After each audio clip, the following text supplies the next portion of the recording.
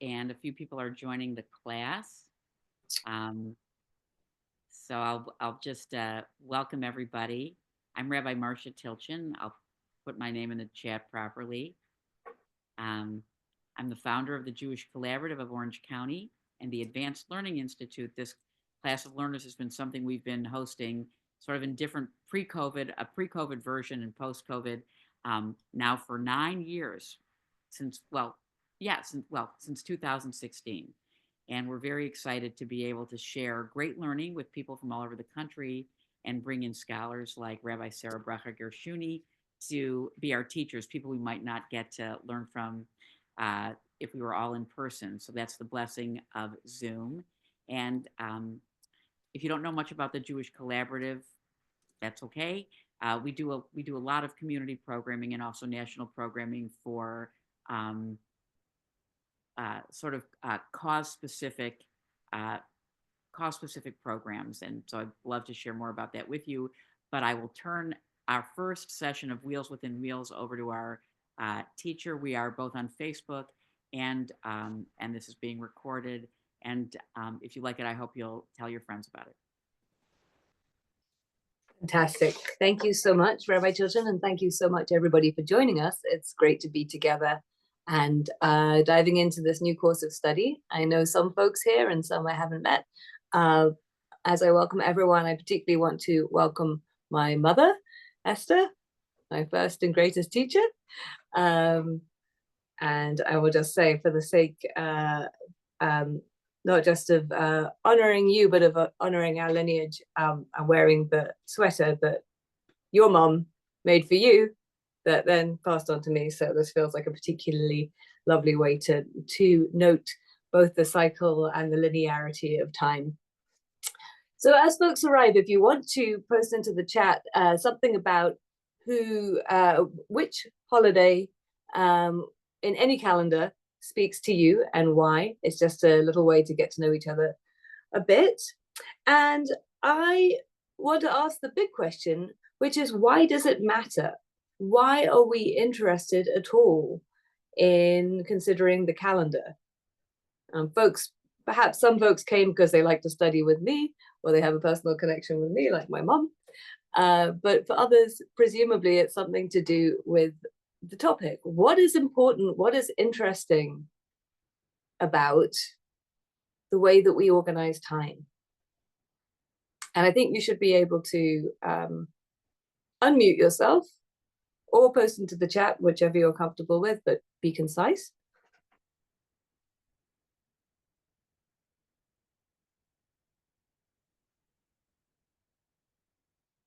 I know what I think, but what do you think? What is important about studying calendars? Yeah. So Rabbi Tilchin. I would just say I believe that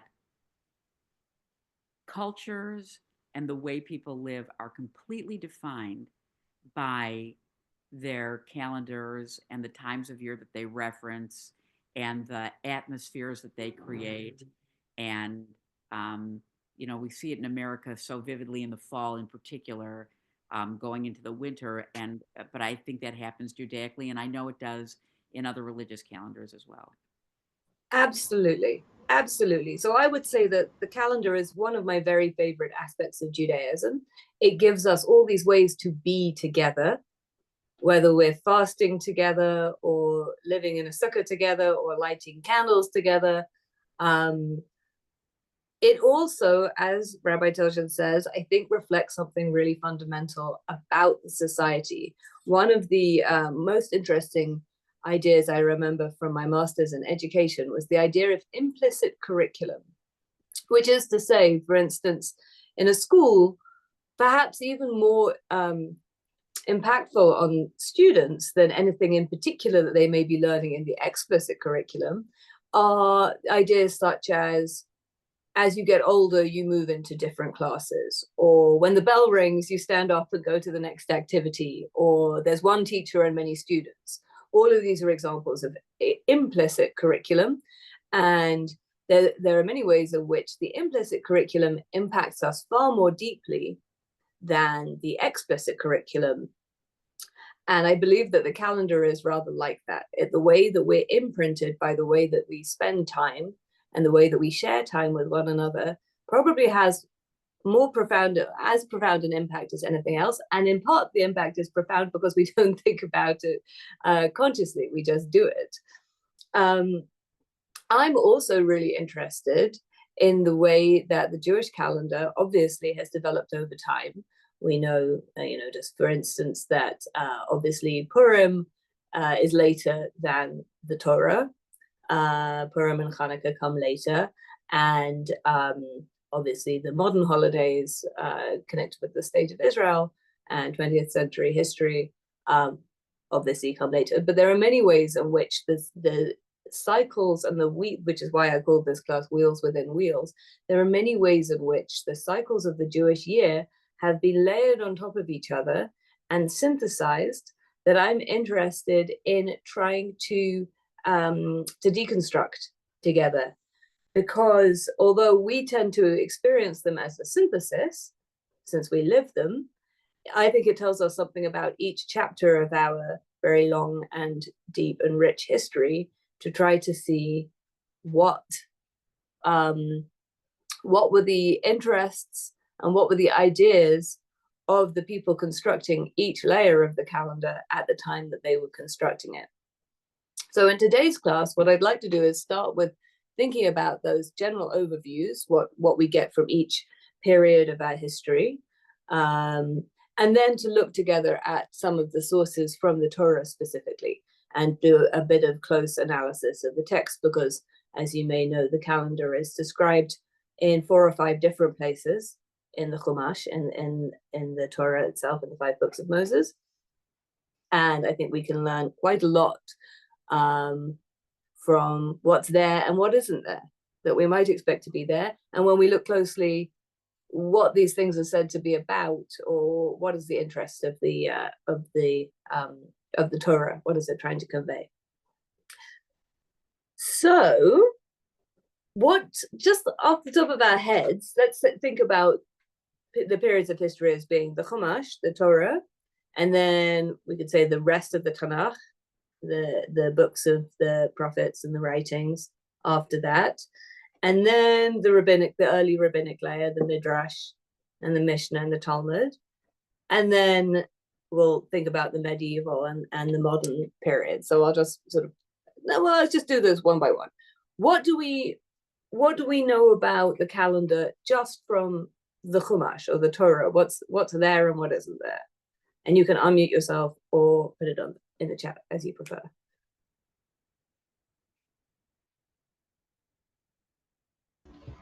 This is Marcia Saltz.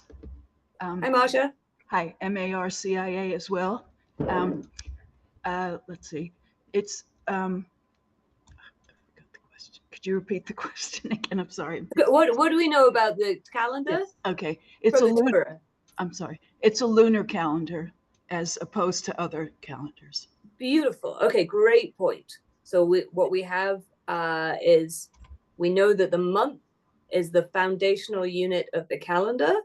Although, as we'll see, we also know that the Pesach holiday has to fall in the spring. So we have the beginnings of the implication. This is what's called a lunisolar calendar. It's a lunar calendar, but it's attached to the solar year in some way. We'll talk a lot more about this next time. What else? The lunar calendar. What else? So it doesn't matter if it's obvious. Say what's obvious. Passover is in the first month. Passover is in the first month, right? Good. Or yes, the first month and the month of Aviv, which we take to mean spring. It's an agricultural calendar. Great. So our primary holidays, the primary cycle of holidays are all associated with harvests. The Passover holiday has to do with the beginning of the grain harvest, maybe unleavened bread, something. Then what we call Shavuot now is specifically associated with the wheat harvest, the grain harvest, and then the although, as we'll see when we look at the sources, it's not quite that simple. The Sukkot is at the end of the growing season. It's a time for bringing in the fruits and the produce of the fields, and according to Deuteronomy, actually specifically for celebrating the products of those, wine and what has been made from the harvest. Okay, so our fundamental layer of the calendar is probably something to do with the agricultural year. What else?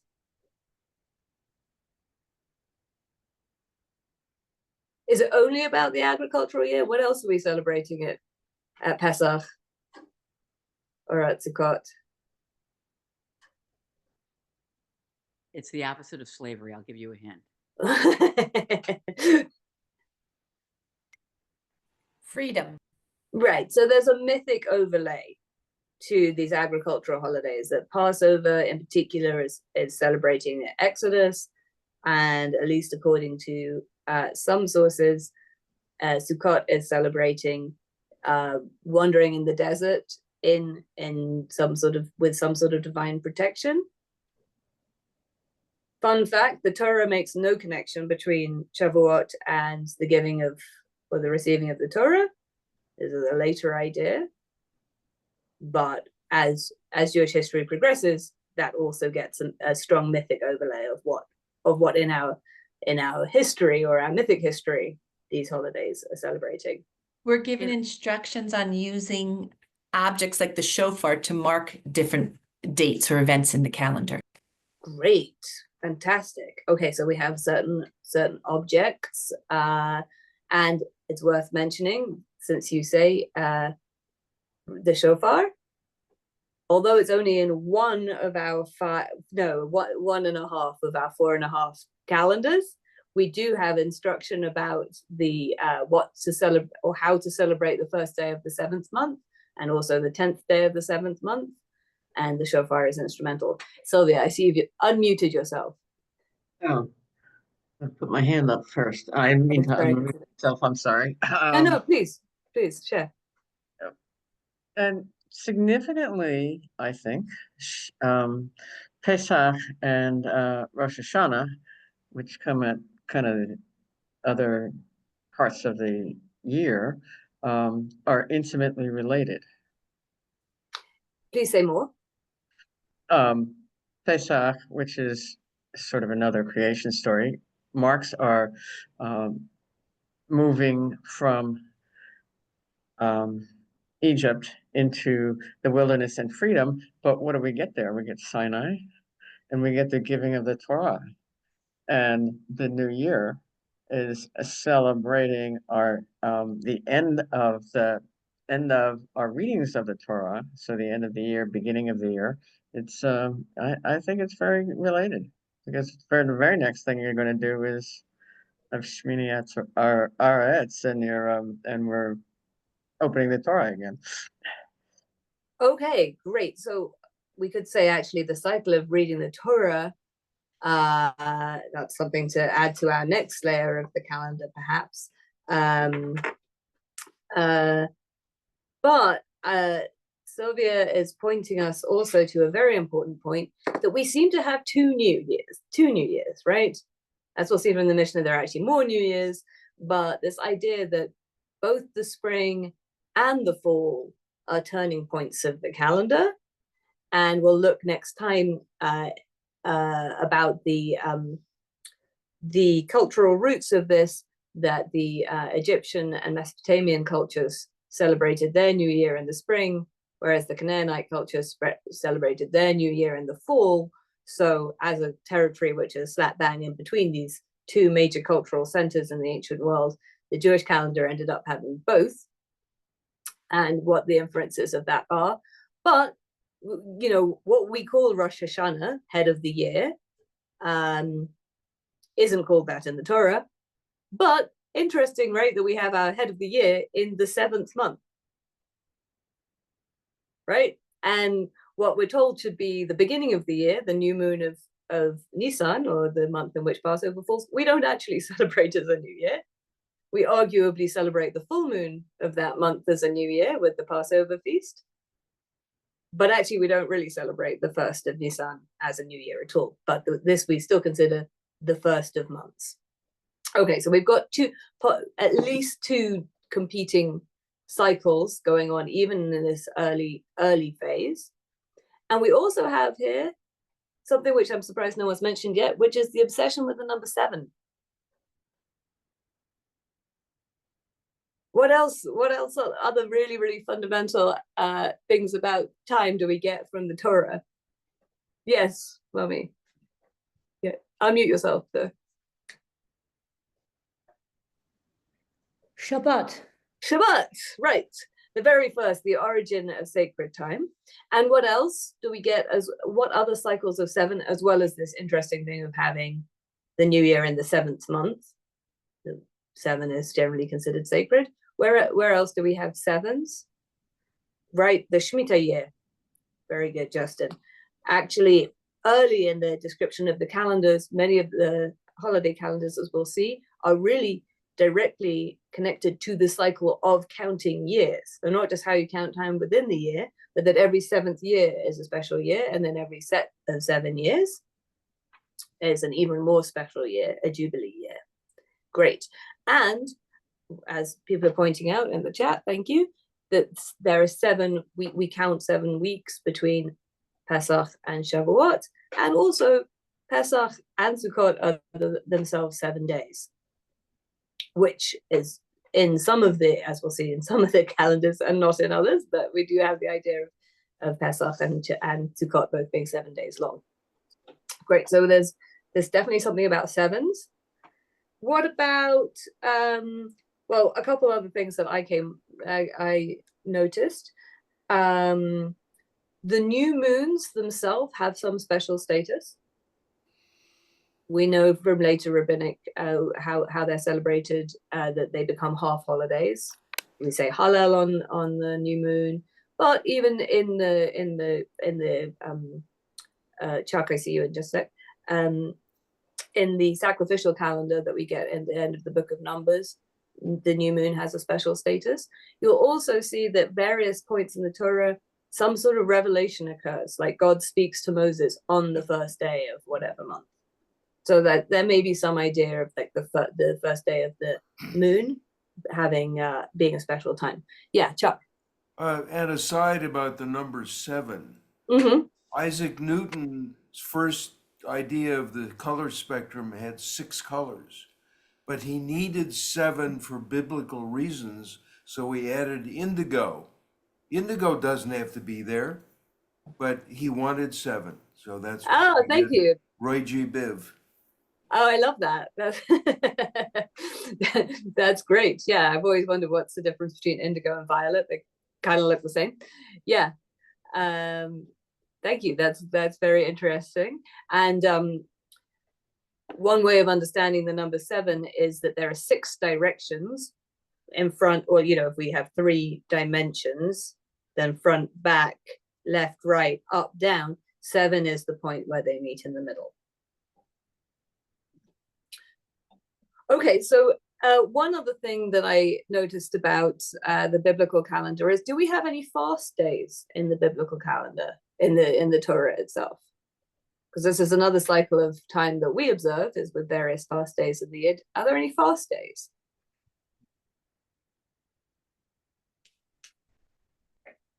You're saying yes, Esther? Which or what? Well, right, Yom Kippur, but actually what it says about Yom Kippur is V'nitem et nafshotechem. You should afflict your souls or afflict yourselves. It actually doesn't say specifically what that entails.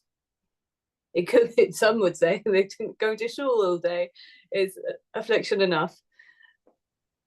And it's clear from the Mishnah that actually the high priest went and had a big party when he emerged alive from the Kodesh Kodeshim. Doesn't seem to accord with our idea of what you can and can't do on Yom Kippur. So possibly, but correct. Yom Kippur is the only possible fast day, or the only where we could say that that's given. All right, so that's the Torah layer. Just to sum up, we've got Shabbat and creation in 7 days, agricultural big 3. No one mentioned, but sometimes you get Shemini Atzeret, the 8th day. I think someone did mention actually. Then they have that sort of mythic overlay the history of the people. You do get the mention of the holidays of the 7th month that we call Rosh Hashanah and Yom Kippur. Rosh Hashanah is not called Rosh Hashanah. Yom HaKippurim is called that. We have the idea of new moons themselves being special. The months are connected to the seasons, as we know that the Pesach has to be celebrated in the spring. And as we'll see, also the fall holidays are called at the end of the year. So there's some idea of that also being a turning point. We have the cycles of 7 years, the Shemitah and Yovel. We don't have any fasting. And the other thing to mention is that the months don't have names. We call the months, Nisan, Iyar, Sivan. These are Babylonian names. The Babylonian names do start to appear later in the Tanakh, in the book of Esther, in, I think, Ezra, and in Chronicles. Sometimes the months are called by their names, but as we'll see, in the Torah, they just call the 1st month, the 2nd month, the 10th month, the 7th month. Yeah, Chuck. You mentioned Pesach spring holiday. Mm-hmm. This is why we have leap years. The Muslim calendar doesn't do that because their holidays are not seasonals. That's why Ramadan rotates through the year. Beautiful, thank you. Yeah, so a purely lunar calendar will move backwards against the solar year. But in order to have what we call a lunisolar calendar, or in order to keep the Passover in the spring, we need, and we'll look at this a lot next time, we need a process of calculation and intercalation. I learned this morning that what we call a shana me'uberet, a pregnant year or an intercalated year, is sometimes also called an embolismic year, which makes it sound rather less pleasant. That's the technical astronomical term, is an embolismic year when you insert an extra month. So I meant to ask before we even began, like, how does the secular calendar differ? What are some things that we know about the Gregorian or civil calendar? What's different?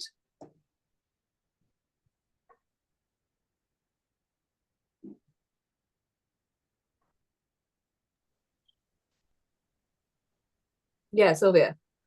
Well, It's entirely solar, right? Yeah. they have aside from the solar, they have rigid dates. I mean, it's the same date every single year. December 25th is December 25th. That's it. There's no there's no variety. Let's put it that way. Right, as we'll look at more next time. The Hebrew months, some of them can sometimes have 29 days, some of them can, and sometimes 30 days, whereas other months always have 29 or always 30, and this was also developed over time. However, it's interesting to note that our civil calendar has anywhere between 28 and 31 days. It's a wider variety. And fun fact, did you know Julius Caesar, who was the one who instituted the Julian calendar in 46, or actually it came into effect on January 1st, 45 BCE. He stole a day off of February. He put his own month, July, in the middle of the calendar. If you've ever wondered why September, which you'd think would be the 7th month, is in fact the 9th month. Both Julius and Augustus, his successor, put a month for themselves, named after themselves, in the middle of the summer because they were really into the sun. And then they stole a day off of February to make sure that their months had 31 days. So that is why July and August both have 31 days and February has only 28 or sometimes 29. So it's solar. It has no true astronomical basis, although it is, since the Gregorian reform of the 16th century, pretty well aligned with the true astronomical year. Do you know how we do leap years? It's actually not that it's once every 4 years. I bet my mom knows this. Does anyone else know this? Are you talking about the Jewish leap year? No. How is the civil leap year calculated? Oh. It misses the century. That's it. Go ahead, Judith, Miriam. It misses the century, except so it's every year that's divisible by 4, except if it's 100, except if it's divisible by 400. So the millennium, for instance, was, and that's how you get around it being not exactly a quarter of a day, 365 and a quarter days. There's a slight adjustment. It was a pretty good innovation. Okay, so I'm sorry. So Yeah. when I need to ask this. So that when it turns the year 2100, it will not be a leap year. Correct. But every other 4 years, 2104 will be a leap year. I believe so.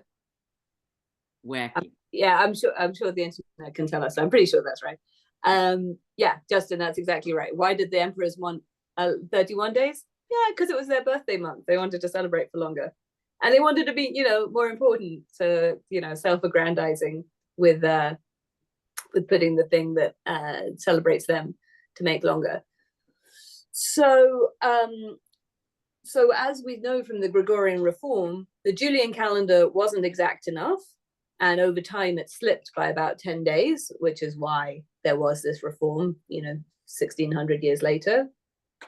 And although it did take a long time because it was promulgated by the Catholic Church, there was Protestant and Orthodox countries who resisted it for a long time. Greece was the last country to adopt it in, I think, 1925 or something like that. And the Orthodox Church calendar still goes by the old calendar. And there are, similarly, the date of when Easter falls and the spring equinox, very similar to our calculations of when Passover has to fall relative to the spring. I also discovered, it's maybe disappointing to learn, that the Julian reform of the calendar actually took it away from being a lunisolar calendar, very much like the Jewish one. That actually is what had preceded that. And they put their leap month in a very similar place, somewhere between February and March, in a slightly different way. We'll get into that another time. All right, so that I'll just say one other thing, which is we may think that the Jewish calendar is unusual in having these multiple things going at once, but when we think about how we organize time, we do have multiple cycles as well in the civil calendar, as well as like the January 1st to December 31st year. We also have the school year, academic year. In this country, the tax year is this January to December, but that's not the case in the UK, for instance. It's April to March, and different fiscal calendars of a different organization can be any 12 months starting at any point in the year. We also have our own personal years. We celebrate our birthdays, unlike some cultures where everyone becomes 1 year older on the first day of the new year, regardless of when they were born. We celebrate our own personal years on the basis of when we were born. What cultures do that? Good question. I've heard. I'll look that up for next time. I mean, that's very Tu B'Shvat like, except that people, like, as if people are trees. Exactly. Or the kingly year, which we'll look at next time, which is like, even if you became king 2 weeks before, you only start your regnal year from the first of Nisan. Oh, that's listed in the Mishnah as one of the 4 New Years. Exactly. So actually, it's even if you, for instance, became king on the 15th of Nisan, that whole year counts as not a year that you technically reigned. You were considered like an interim rabbi, like an interim monarch. And then the official year of your reign starts the following 1st of Nisan. There you go. Yeah. So this is what we had. Oh, great. Yeah, we'll talk more about 12s and 13s next time. I actually, if you really are interested, I taught a whole class about 12s and 13s. It's somewhere on the My Jewish Learning's YouTube channel. I'll see if I can find it and send it to you. One of the things about 12 and 13, because there are maybe 12 tribes or there may be 13, depending whether you count Levi, and depending whether you count Ephraim and Manasseh as 1 or as 2, because there are 2 sections of Joseph, right? One of the things about 12 versus 13 is in sacred geometry, you have 12 points around a 13th center, similar to the 6 and 7 thing. So there are many places actually in our tradition we have this kind of slippage between 12 and 13. which also reflects probably the fact that there may be 12 moons of the year, but there may also be 13. There's some tension. All right, so we had our first layer of the calendar, which is the Torah. Let's say that's the first. What else do we get from the rest of Tanakh that adds to our understanding of the calendar? What do we get from the later books of the Hebrew Bible? It's fine to be obvious. I do think the 9th of Av is actually reflected at the end of the prophetic books. Yep. It may, I guess, maybe in Jeremiah and in maybe Kings also. And also Lamentations, I mean, which we read on the 9th of Av. Yeah, so the destruction cycle, we might say, is already the events which we now observe through the fasting and so forth are recorded, right, in the Tanakh. Yeah, so the 10th of Tevet, which is coming up on Friday, and the 17th of Tammuz and the 9th of Av are the dates that we use to remember the destruction of the temples. We also get time. Oh, I'm sorry. Go ahead, Sylvia. Okay, I was just thinking that Esther, the book of Esther, purportedly takes place in the spring harvest. I'm not sure that's that's scholarship that I've read about. Interesting. And I also read that the month names are used in Adar, we know, is used in the book of Esther. I also came across this midrash, or is it in the Talmud actually, that Esther was taken into the palace. Well, it says in Esther that Esther was taken into the palace in the 10th month, which is the month we're in right now, Tevet. And the Talmud comments that it's because it's cold in Tevet and everyone needs someone to cuddle in the winter months. So it was propitious for her, getting the king's attention, that she was taken into the palace in the 10th month, or her turn came in the 10th month. I read that in Rabbi Jill's Jewish Book of Days. Okay, so but as you're pointing out, we get Purim and Hanukkah, or at least Purim and the basis for Hanukkah. The rabbis didn't include the book of Maccabees. It's in the Apocrypha. It's in the Christian Bible. It's not in the Jewish Bible. I was going to add that to build on what she just said, that the idea that time outside of the Holy Land matters to us. Diasporic time now matters. Oh, beautiful. Okay, yeah, we'll be looking at this more in the third class.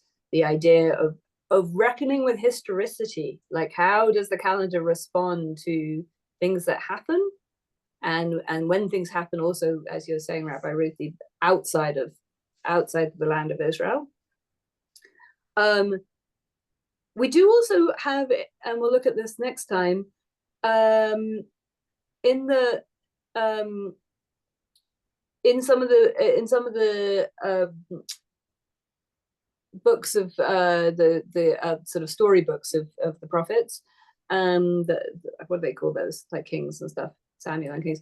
We also have record of some dates like Tu B'Av, the 15th of Av, which the rabbis will see have some tension with. What was this ancient holiday on the full moon of Av? It's gone through many rebirths over time.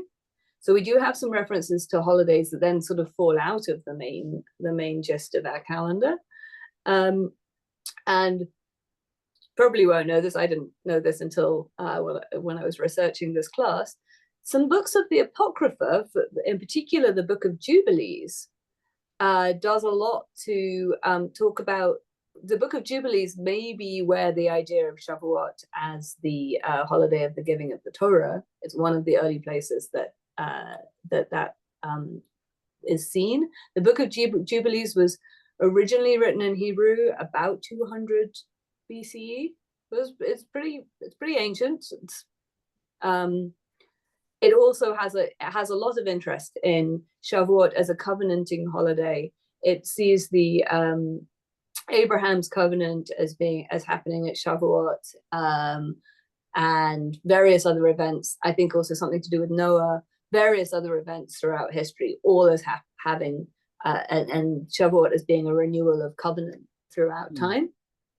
So somewhere in that period of when the rest of the Tanakh is also being written, we have some other ideas which do percolate through to us, even though we haven't learned them as like the kosher authorized version. And then, Rabbi Ruthie, you were already beginning to mention this. What do we get in the Mishnaic, and we've already touched on a few things. What in the layer of the Mishnah and the Midrash and the Talmud, which I'll lump together for now, how does the calendar develop in this next period of time, let's say from 200 to 700 of the Common Era?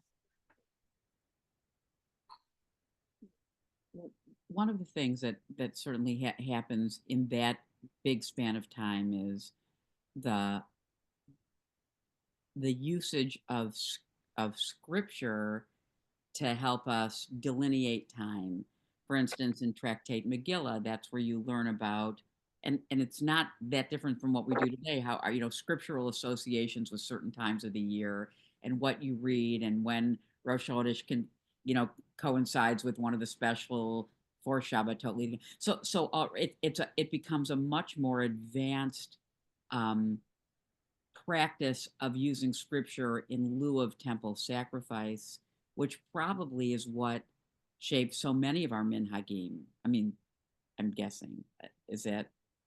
Yeah, really great point. Okay, so we get the whole cycle of Torah readings and Haftarot and like special Shabbatot and all these things as a way of delineating time. Absolutely, this is a big addition of the rabbinic layer that we may not consciously notice because we just live it.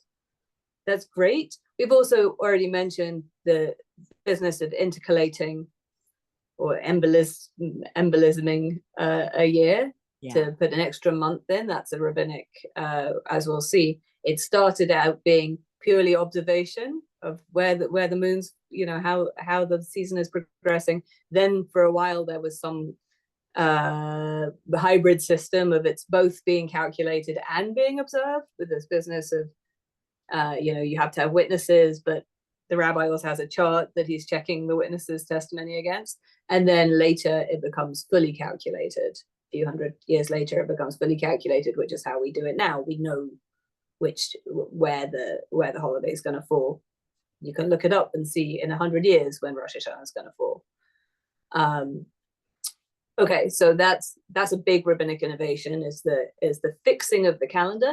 Also, as we'll see in the biblical sources, many of the holidays don't actually have dates. It just says in the spring or in the fall. It doesn't say Sukkot begins on the 15th. It doesn't even say that Sukkot begins on the full moon of the 7th month.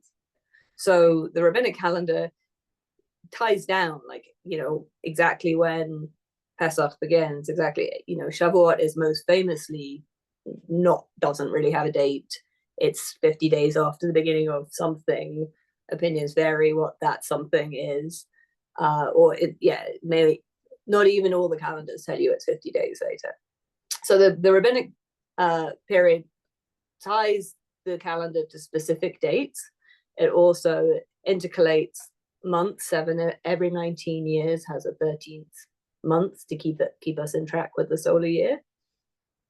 What else? We mentioned already the 4 new years. We'll look at this next time. And these are also tithing years. These are tax years. So again, it's an agricultural basis, but it's thinking about how to actually work with that in the economy. What else do we get in the rabbinic period? Yeah, Rabbi Ruthie. I love this switch from organic time to some other kind of time. You just mentioned that the dates aren't fixed in the Chumash, but as we move later in time, we also leave the sense of organic time into some other kind of time. I don't know how to characterize it. Calculated time, or mechanical time. Yeah, right. As we we get further from the land and more settled what's the word, like city society. Yeah, urbanized. Yeah, absolutely.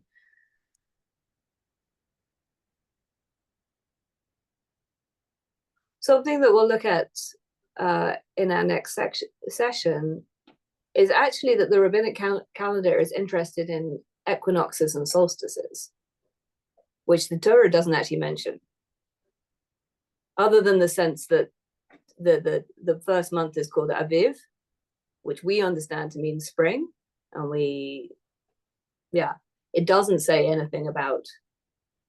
We do have the term Tekufat Hashanah, which means the turning of the year, relating to Sukkot, or the festival we now call Sukkot. And Tekufa is the Hebrew word for both a solstice and an equinox, meaning a turning point, a hinge point. But the rabbinic calendar is a lot more interested in how the year actually maps on the astronomical year. And we also get, as we know in the Talmud, a lot more development of Rosh Hashanah and Yom Kippur, and the theology of what's going on, and this idea of the rebirth of the world and the judging of souls and all this business of what these holidays of the seventh month give us. And as my question perhaps implied before, we also get the development of a cycle of fast days. Some of these fast days are fixed, like the 9th of Av, but some of the fast days, as you can read in Masachet Ta'anit, are instituted in times of crisis. Like if the rains haven't come, then you start having fast days of increasing frequency and severity. Some of the fast days are for everyone, or everyone who can fast. Other fast days, like the fast of the firstborn before Pesach, obviously for the firstborn. Some fasts are of greater severity, some are of lesser severity. And we also have, in a little bit of later period of history, some people fast actually before every new moon. There's this idea of doing a Yom Kippur Katan, a miniature Yom Kippur in preparation for the new cycle. So over time, we've also become more interested in fast days as well as feast days, which I think is interesting to notice. And then what comes later? Let's just think what, in the medieval and modern periods, what else do we get? Well, we certainly get a lot more elaborate liturgy. I don't know how much the calendar itself really shifts in the medieval time, but the way that we observe and the things that we do really does sort of get on overdrive during the prolific Middle Ages. Great. Yeah. So we definitely get more observation, ways to observe the calendar. We also, there's also the whole Kabbalistic thrust that some months are good and some months are bad. The Zohar says that some months are in the domain of Esau and some are in the domain of Jacob, meaning some have like a lot more danger or trouble associated with them. And we also have from the Sefer Yetzirah, which is rather earlier than the Zohar, this idea that each month has a correspondence to a certain area in life which is apt for healing. So this is a basic basis of the Kabbalistic study of the calendar as a personal practice. And I will share with you that I'm also teaching an ongoing class on this, and I'll put the link. It's through my Jewish Learning, and it's an ongoing online class to explore this if you're interested in that. Because I love the calendar, another way I'm really interested in it. As I mentioned before, we also have like increasing interest in periods of introspection, of like the sort of psychological value. So the Omer, the period between Pesach and Shavuot, is originally purely agricultural. But for people who count the Omer now, there's often an interest in saying, oh, well, this day is about this combination of attributes, and I can relate this to my life in this way. Or even the idea of having the whole month before Rosh Hashanah, the month of Elul, as a period for teshuvah, for introspection.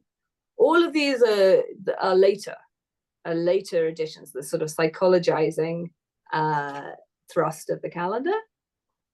Right, exactly. As Julian's saying, the 12 months are related to the 12 letters, also 12 parts of the body Also, the Sefer Yetzirah explicitly relates them to the 12 signs of the zodiac, and to each one to a different sense. Although this month, for instance, the sense is the sense of anger or irritation. So it's not always what we might think of as a sense, like hearing or smelling or taste, or those are also senses. I'll put into the chat, here's the link to my the Chodesh circle. Don't look at it now, just open the page and look at it later. Stay focused. All right, so all of this gives us an overview through time. And then obviously we also have, like, as mentioned, like the Israeli Independence Day, Israeli Memorial Day, Holocaust Remembrance Day, and some renaissance of holidays that had existed at some point in the past, like Tu B'Av or Tu B'Shvat, neither of which had been a big deal in, say, Talmudic times, but now have had something of a renaissance and a practice probably quite differently from how they were practiced many centuries ago. So we have all of this we'll hopefully come back to. So just, we have not that long, but we have the calendar described in, as I said before, 4.5 places in Torah, twice in the book of Exodus, shortly after the giving of the Torah, once at the end of Leviticus in the priestly material, which is a bit more systematic. It has dates and things. Once in the book of Deuteronomy, and then the one which I say as a half is although maybe the most familiar to us, is from Parshat Pinchas near the end of Numbers, which is familiar to anyone who goes to a traditional kind of synagogue service, because it's this festival, this description of the offerings that are given on each of the holidays that we read as the maftir for every Rosh Chodesh and holiday, pretty much. So we get not much description about how the holiday should be celebrated, other than, you know, what animals are offered with what grain and what wine and what oil in what quantities at these times. But so we have, you could say, five different accounts of the calendar. And what I'd like to do is it really bears, you know, a whole session of like close analysis, but there's so much to talk about. Rabbi Tilchin, can you share the source sheet with us? And I will also share the link to the source sheet again, so you can open it on your computer now and later. Although I say that, but I can't see it anymore. Can you reshare the link to the source sheet? Yes, I can do that right now. Thank you so much. Give me a moment. Yeah. I'll stop sharing. Not working.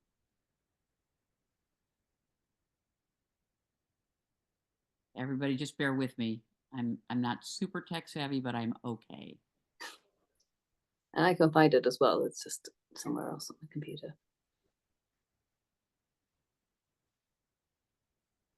Here we go. Okay, here it comes. This is coming, the source sheet. Now I'll open it up. Great.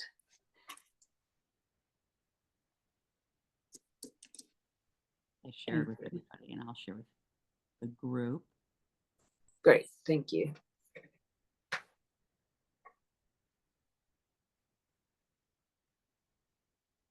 Okay, here we go. Okay, so yeah, let's just skim through that. What we know is that the Rashi at least considers this instruction to observe the new moon, and for the new moon of the spring to be the first moon of the year, as being the first mitzvah. And Rashi even asks, why didn't the Torah just start here? Like this is like where we get into the real commandments. And then I don't think we need this right hand side with Exodus 12. That's like a jump out that you've. I think if you go to the X, if you look halfway up, no, not that one, the other one, up. Move your cursor up. Yeah, move your cursor up to left. Move your cursor left. Okay, no, to yeah. Well, let's not worry about it. But let's scroll down. you've got 2 pages open right now. If Yes, I you, see it. Okay, yeah, cut that. Yeah, good. Yay, me. Yeah, you. Good job, everybody. Okay, so if I were allowed to set homework, I would tell everybody to go away and do a close textual reading of these various sources. Let's scroll down a bit. These are just examples of the months being referred to by their just as numbers, not with names. But for each of these cycles that's given in the Torah, I think it's interesting to notice what is it called, what is being mentioned by what name, what other details are we given, which holidays or other data are not mentioned that we might expect, and what is the context. I think this is also really interesting. What happens before and after? What else are we being told about society from how these instructions about the calendar are given? Yes, everyone, congratulations for dealing with tech. So let's just, I would suggest, I think let's just read to ourselves in English or Hebrew, whatever you can. It's in many ways actually easier to read it in the Hebrew if you can, like it's more obvious. Can you make it be side by side? If you go to the A that's at the top of the screen, yeah, and then, yeah, either of those other two, yeah, that's great. And then just scroll down again, yeah. So let's just read to ourselves. You might find it easier to open it on your own screen. The text from Mishpatim, Exodus 23 to 9 to 19. I gave a little bit of extra before and after to give us some context. And then let's just comment quickly on what we see.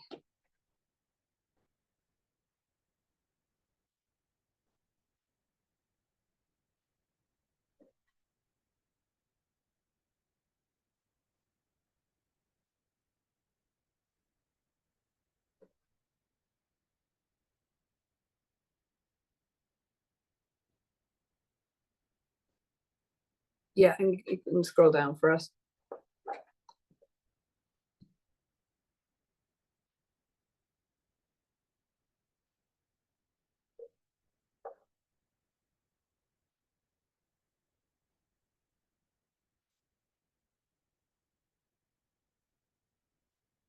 Okay, keep scrolling. I think we probably will.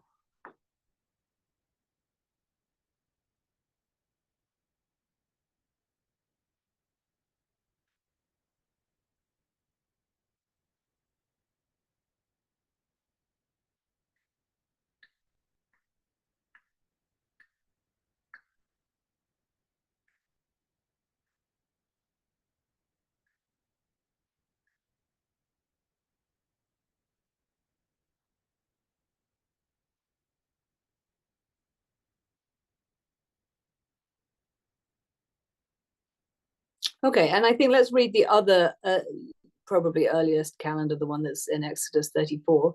The context of this is that Moses has just persuaded God not to kill all the Israelites and instead gets this revelation with the 13 midot of Rachmim, the 13 attributes of divine grace.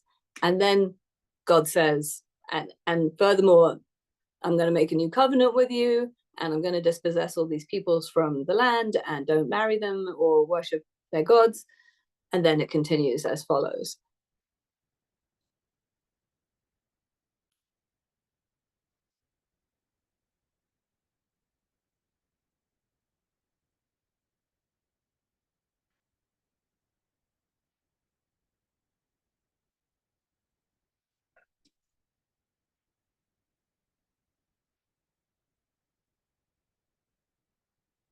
I'm just inviting you to read to yourself just for the sake of time, because we'll probably take it in a bit easier that way.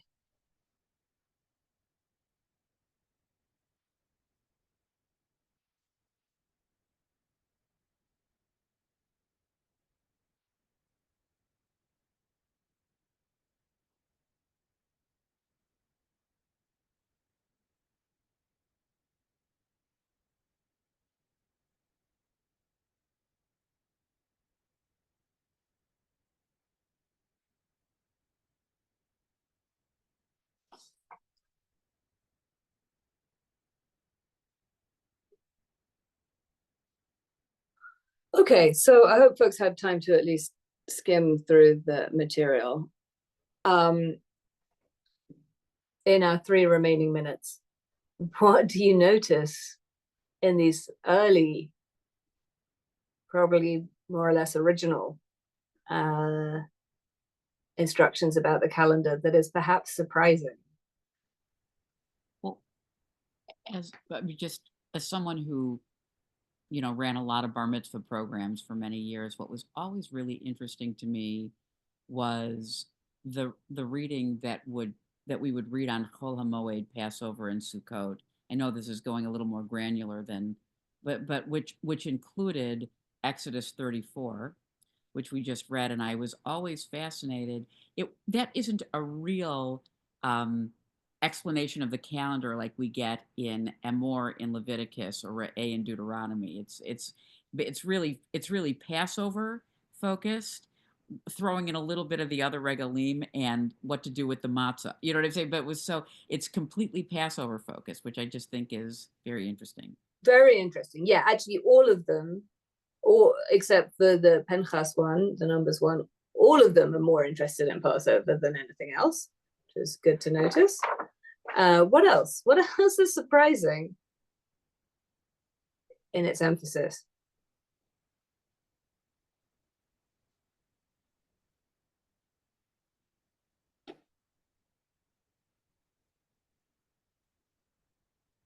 I noticed the firstborns, and I was amazed to see that we stop on the 7th day. It doesn't mean so we could rest, but I noticed that it said so that our animals and Servants or workers. strangers. Yeah. Yeah, great. So yeah, both of these texts actually have the 6, the cycle of the 6 and the 7. But interesting, the very first calendar actually talks more about, it starts with talking about Shemitah, the 7th year of the land, before it mentions the 7th day of the week. And everything is couched in the context of not oppressing the stranger. So there's something also, we'll see it in the Deuteronomy text, there's something about the social leveling that holidays give us.